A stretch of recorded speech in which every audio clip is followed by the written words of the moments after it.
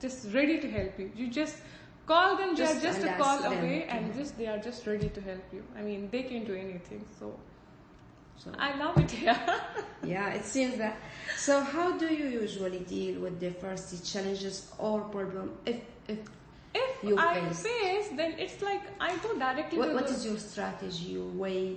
For me, it's just that if I did something wrong, I'll say sorry. And if there is some problem, I'll just go and talk. That's it. A very polite way that I'm having this thing. Am I thinking the wrong way or something? And then we sort it out. Yeah. So just talking with people and just being straight, close with them. And this is what I have learned from being in a diverse culture. Just go straight to the person and talk to them. I was not like this, but I'm happy. I'm glad that I learned this thing from them. I mean, if you have any problem with anyone, if you have any problem with anyone, there's no need to go around and beat the bushes. Just go directly, sort it out. Yeah. So this is what I do. Good. So this is the end of the section, the second section of this interview. Let's move to the third and final one, which is describe the relationship between diversity and organizational performance. I won't ask you this question now, but I'm now like 100% sure about your answer. Are you satisfied working with different people at workplace till now in T564677 University? That's why I told you that since I came here, I have started loving my job. Otherwise, I hated teaching. I used to think that I'm in the wrong profession, but now I know I love my job. It's basically, it depends on, when if you're head of the family, is good. The whole family is good. Like in your family, if you have a father, he's very strict. You also behave like that. You're always, you feel shy or you feel scared of telling something or maybe talking in a loud voice. So do you mean that the top management depends on the management? It's very good here. So because this reason, all things if you have a good manager, moving like you have a softly. You have a good manager. It will all go like smooth. Like we teach, we do everything what we do as far as we are doing it. We are not going in the wrong way. It's all good. But obviously, when you have, it depends on the manager. I guess this is. my feeling that if you have a good manager. Do you think that the success of the relationship between the workers themselves refers to the leader. Good management? The one first. who leads. The one who leads. If you have a leader who is like, don't talk to this person. Why are not you sitting in your office? Good. Why are not you in the class? Why did you come out 5 minutes earlier of the class? Why did you go 5 minutes late of the class? It's always tension-free environment. But mashallah, when you have a good leader who understands you, you have any problem, like I think that, okay, I cannot teach this course, I cannot do justice to this course, you go directly and you talk to your HOD that, okay, I don't feel that I can do justice with this course. And then you tell your reasons why. The person understands you. Khalas, that's it. But then if you have, I told you, like a leader very strict, that no, you have to do it means you have to do it. Yeah. So you are kind of under stress. So when you are under stress, you don't like anything, you don't talk to anything. But then if you are without any stress, you are free, you can express yourself and you are given the opportunity to express yourself, to go directly to them anytime, tell your problems. Then alhamdulillah, mashallah, your life is like easier. It's easier. And fantastic as well. So, do you think there is a difference between the work environment when working with the first group of people in Saudi Arabia and outside Saudi Arabia? I mean, before that you were working in India, as you mentioned before. So do you find like a difference between working there and here? Of course. And there is a difference, could you please mention it and describe it? Yeah, there is a difference. I like working here more because, now what's the difference? Because I learned, like I told you earlier, that I learned a lot being as a teacher, the teaching methodologies and all, because when I was there, so it would be just me and my class. They would not bother to talk to you much and there would be a lot of gossiping and all. That's in your country. Yeah, but here it's, whenever we sit together, it's not gossiping. It's something good thing, productive. Actually. Yeah, it's something productive.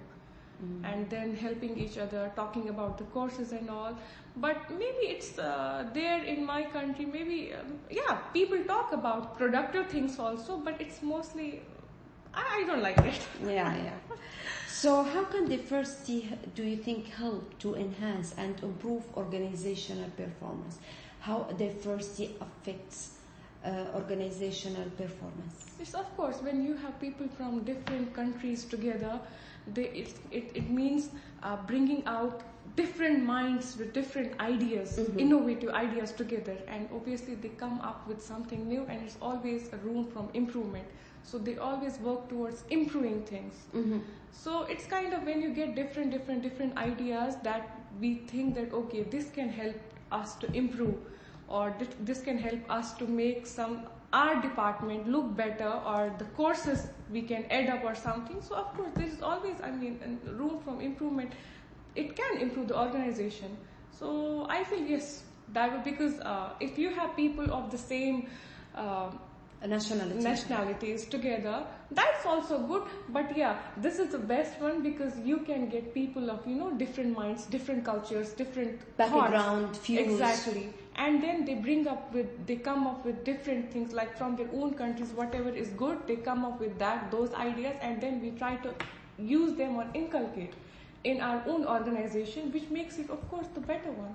So you mean the ideas and their thoughts about new things or will contribute positively in organizational performance and develop that performance. And we have done it till now. I mean, I'm happy to say that do you have like an example for something you did it with your colleagues here and affects positively in organization? Yes, we did. Could you please give me an example? We have sometimes social gatherings. We used to have yoga classes for all the teachers. We had one teacher.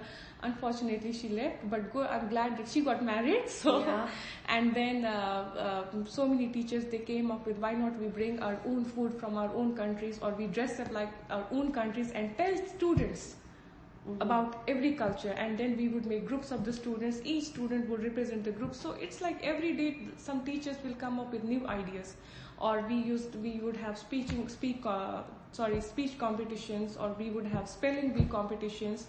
So it's like the ideas of every day one teacher would come up with new ideas. Okay, Dr. Hanadi, let's do this, let's do that. How can we, for example, we have students at the beginners level, how can we help them with raising the level of the English language? Okay, let's have IELTS exams for them, let's have listening skills, let's have language games. So it's like, and then every teacher comes up with new ideas.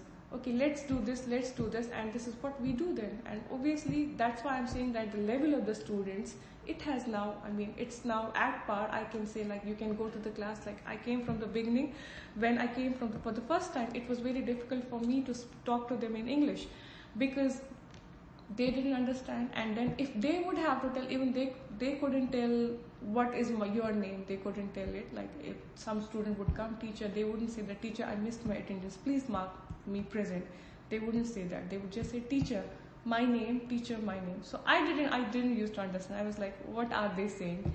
But now I can proudly say that if you come to my class or to any other class, you will see that the students, their language, it has improved. They can talk now. I mean, at least now, day-to-day communication, at least they can do now. And I think it's all because of the activities that we are doing here.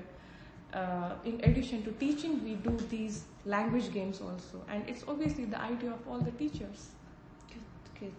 So do you think diversity could low down or harm organizational performance sometimes? I don't think yes, so. How? And give me an example. I don't think so that it can low down. I mean, I don't think so. No. Okay. So what do you think non-Saudis employees need to adapt fast with the new work environment, or what do we need to adapt?